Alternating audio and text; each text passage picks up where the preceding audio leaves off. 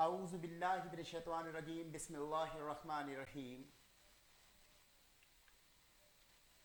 This is Sir Mehrab Ali Samijo, Sir Mehrab's Physics.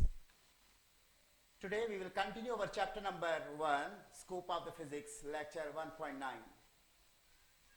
Rounding of data, and we also study about the errors and accuracy. Rounding of data. A number is rounded off to the desired digits or the number of a significant figures by dropping one or more digits to the right is called the rounding of data.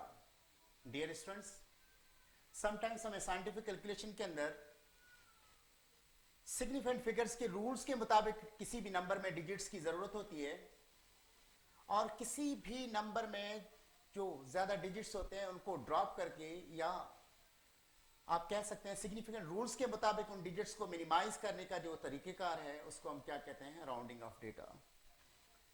So when we talk about the rounding of data, there are the certain rules as well. ऐसा नहीं कि हम अपनी मर्जी से जिस digit को उठाएं और उसको ड्रॉप कर दें, ऐसा नहीं है. सर्टेन रूल्स हैं ड्रॉप करने के लिए. So the first rule is when the digit dropped is more than 5 then the last digit retained should be increased by 1. इसका मतलब ये हुआ कि जब भी किसी नंबर में अगर लास्ट डिजिट को हम जो ड्रॉप करना चाह रहे हैं वो अगर 5 से ग्रेटर है तो फिर उस डिजिट को तो हम ड्रॉप करेंगे, जिसको रिटर्न्ड इसके बाद जो डिजिट आ रही है उसमें एक ऐड हो जाएगा. लाइक फॉर एग्जांपल 23.66 ये एक नंबर है 23.66. इसमें मैं चाह रहा हूं कि लास्ट डिजिट जो 6 है उसको ड्रॉप किया जाए. आपको पता है 6 is greater than 5, that's why when we drop the 6 1 will be added to the next 6, so answer will become 23.7. एक और एग्जांपल की तरफ हम देखते हैं 71.57. इसमें मुझे 7 को ड्रॉप करना है. 7 is greater than 5. It means when the 7 is being dropped 1 is added to the 5 and it will become 6, so 71.6. so that was the first rule for the rounding of data. If the digit is greater than 1, to drop it we will add 1 to the next returned number. Second rules की तरफ हम आ रहे हैं students. When the digit to be dropped is less than 5, then the last digit returned should remain same. यानी किसी भी number में जब किसी डिजिट को ड्रॉप करना हो और उसकी वैल्यू अगर 5 से कम है तो उसको ड्रॉप तो कर देंगे, नेक्स्ट रिटर्न डिजिट जो होगा वो सेम रहेगा, उसमें कोई चेंज नहीं आएगी, कुछ भी हम ऐड वगैरह नहीं करेंगे. जैसे 43.74 we have to drop the 4. as you know that 4 is less than 5, so when you drop this what happens? 43.7, it will remain 43.7. as you know that like the first rule we have not added the 1 to the 7, it retains same. Another example 96.54, here we have to drop the 4. 4 is less than 5, so it will be dropped, but there will be no change in the return digit, so 96.5. so ये students second rule था आपके पास कि जिस digit को drop किया जा रहा है किसी नंबर में से, अगर उस डिजिट की वैल्यू 5 से लेस है तो उसको सिर्फ ड्रॉप कर दिया जाता है और उसके बाद नेक्स्ट आने वाला रिटर्न डिजिट जो होगा वो सेम रहेगा, उसमें कोई चेंज नहीं आएगी. स्टूडेंट अब आ रहे हैं बात 5 की. देखिए 5 से ग्रेटर था तो हम ऐड कर रहे थे 1, 5 से लेस था तो हम सिर्फ ड्रॉप कर रहे थे, लेकिन अगर 5 ही आ जाए तो फिर हम क्या करें? So if the digit to be dropped is exactly 5, then you have to drop the 5, but before that return digit पे हम जाएंगे. उसके बाद जो रिटर्न डिजिट है अगर उसकी वैल्यू ऑड है तो एक ऐड कर देंगे. कैसे? मैं स्टूडेंट से कहता हूं याद करना बहुत ही आसान है. ऐड ऑड, ऑड है तो ऐड करना है. लाइक 16.75, अब मैं कह रहा हूं इसमें हमें 5 को ड्रॉप करना है. 5 जब आ जाए जिसको ड्रॉप करना, तो उससे पहले क्या है, यहाँ पे 7 है, 7 is a odd number, that's why we have to add the 1 to the 7, so 16.8। इसी तरह से एक और एग्जांपल आपके सामने 67.35। इसमें अगर आप देखेंगे 5 को ड्रॉप करना है, 5 से पहले क्या है, 3 है, 3 क्योंकि ऑड है तो उसमें एक ऐड होकर 67.4 हो जाएगा। Now the next rule, when the digit to be dropped is exactly 5 and the last written digit be as such if it is even, इसका मतलब ये हुआ कि अगर किसी भी नंबर में लास्ट डिजिट जिसको आप ड्रॉप करना चाह रहे हैं वो 5 है, तो उससे नेक्स्ट डिजिट जो आपका रिटर्न डिजिट है उसको हम चेक करेंगे। अगर वो इवन नंबर है तो फिर हम क्या करेंगे, ड्रॉप तो कर देंगे लेकिन कोई ऐड वगैरह नहीं करेंगे। इसी तरह से एग्जांपल्स में आप देखें 16.65, 5 इज टू बी ड्रॉप्ड, 5 के बाद रिटर्न डिजिट क्या है, 6 है, तो 6 ही रहेगा, उसमें कोई चीज ऐड नहीं होगी। इसी तरह से 87.25, 5 को आपने ड्रॉप करना है, 5 के बाद रिटर्न डिजिट क्या है, 2, so 2 is a even number, that's why it will remain same.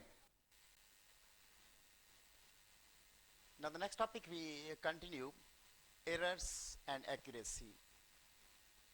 Dear students, what is error? An error is defined as the difference between the measured value and the actual value. Let's suppose कि आपको कोई रोप दिया जाता है और आपसे कहा जाता है इसकी लेंथ कितनी है, और आप उसकी लेंथ जो मेजर करते हो 5 मीटर एंड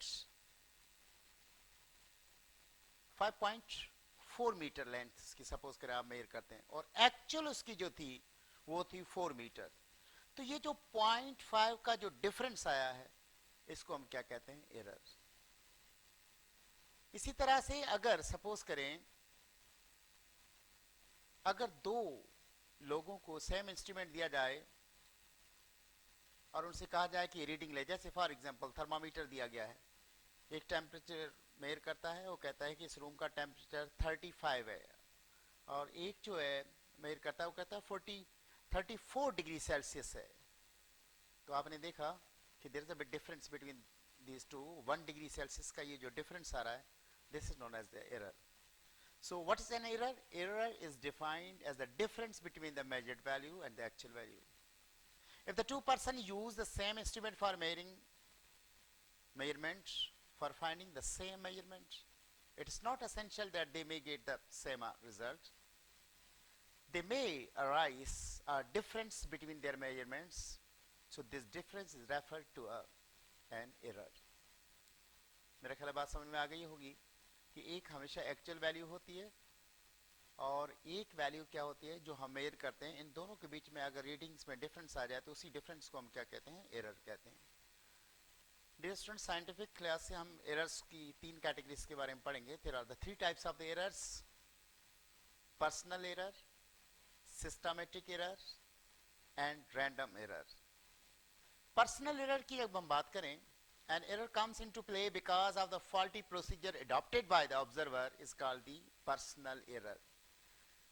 जो शख्स रीडिंग ले रहा है, जो ऑब्जर्वर है, अगर उसका रीडिंग लेने का मेथड, टेक्निक या कहा जाए प्रोसीजर अगर उसका सही नहीं है तो फिर यकीनन रीडिंग में डिफरेंट आ सकता है। एक प्रॉपर वे से अगर रीडिंग लेने का तरीकेकार शख्स को नहीं आता तो यकीनन जो एक एरर आएगा, और ऐसे एरर को हम क्या कहते हैं, पर्सनल एरर कहते हैं। Personal error comes into existence due to making an error in reading a scale. एक रीडिंग स्केल जो है उसको रीड आउट करने में या उसकी प्रॉपर लोकेशन से उसको रीड ना करने की वजह से जो डिफरेंस आता है उस डिफरेंस को हम क्या कहते हैं, पर्सनल एरर कहते हैं। It is due to the faulty procedure adopted by the person making the measurement. Basically, जो प्रोसीजर है ये उसकी वजह से एरर होता है, और ऐसे एरर्स को हम क्या कहते हैं, पर्सनल एरर कहते हैं। उसके बाद नेक्स्ट आपके पास जो है वो है systematic error. The type of the error arises due to the defect in the measurement device is known as the systematic error. ये जो आपका मेजरिंग डिवाइस होता है, जैसे वर्नियर कैलिपर है, माइक्रोमीटर, स्क्रू गेज है, स्टॉप वॉच है या सिलेंडर है, कोई भी मेजरिंग जो आपके इंस्ट्रूमेंट है, अगर उनकी मैन्युफैक्चरिंग के दौरान अगर कोई एरर रह जाता है तो यकीनन वो या तो ज़्यादा रीडिंग देगा या कम देगा। तो इस तरह से जो एरर होता है इसको सिस्टमेटिक एरर कहते हैं। जनरली इसको zero error of the instrument भी कहा जाता है। The zero errors of the two types, one is known as positive zero error and other one is negative zero error. So इस एरर को correction इसकी की जा सकती है। Systematic error can be removed by correcting the measurement of the device. पहले सबसे पहले हम जो है उनकी विदाउट एनी फिजिकल क्वांटिटी हम उसको मेजर करेंगे, तो जो डिफरेंस आएगा उस डिफरेंस को करेक्ट किया जा सकता है। तो third one is random error. The error produced due to the sudden change in the experimental condition is called the random error. ये सडन चेंज किस में? Sudden change in temperature, sudden change in humidity, या आप कह सकते हैं fluctuation in potential difference या voltage वगैरह में जो आता है, इसकी वजह से जो एरर आते हैं उसको हम क्या कहते हैं? Random error. It is an accidental error and it is beyond the control of the person making the measurement.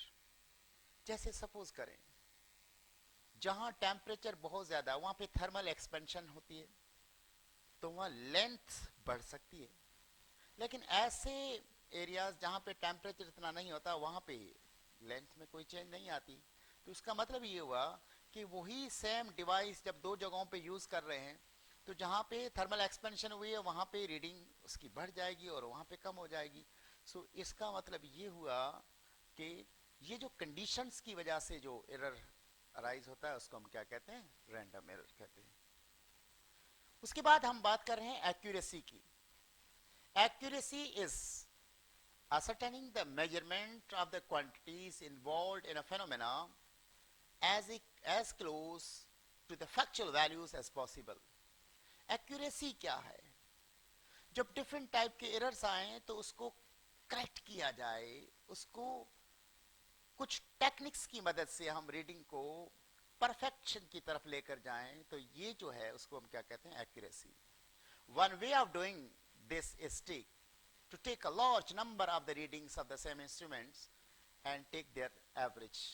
आपको याद होगा कि आपने जब प्रैक्टिकल्स वगैरह करते हैं तो आमतौर पे आपके पास एक रीडिंग आप नहीं लेते हैं, 3, 5 या 7 रीडिंग्स वगैरह इस तरह से ली जाती हैं और फिर उनका हम क्या करते हैं? एवरेज निकालते हैं, तो वो वेरी क्लोज होती है एक्चुअल के। तो इस तरह से हम जो है ये रीडिंग लेते हैं। So thank you very much. तो इस टॉपिक के अंदर हमने 3 चीज़ों के बारे में पढ़ा। सबसे पहले हमने राउंडिंग ऑफ डेटा कि किस तरह से हम अपने सिग्निफिकेंट रूल्स के मुताबिक किसी भी नंबर को रिड्यूस कर सकते हैं। दूसरा हमने इसमें पढ़ा एरर क्या है, एरर के टाइप्स क्या हैं, और उसके बाद जो है एक्यूरेसी क्या है। Thank you very much. May God bless you.